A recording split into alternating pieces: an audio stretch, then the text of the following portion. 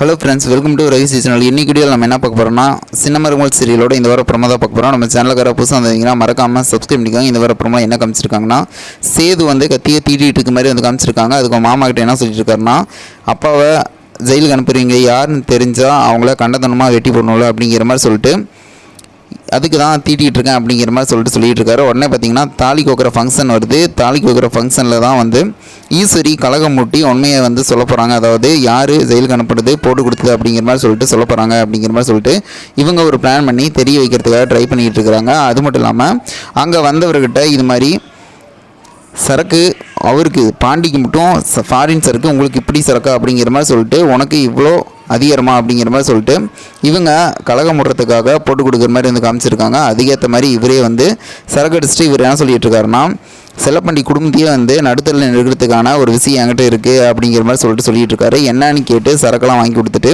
இதெல்லாம் கேட்டு அங்கே போய் சொல்கிற மாதிரி இவங்கள டியூன் பண்ணி அனுப்புகிற மாதிரி வந்து காமிச்சிருக்காங்க.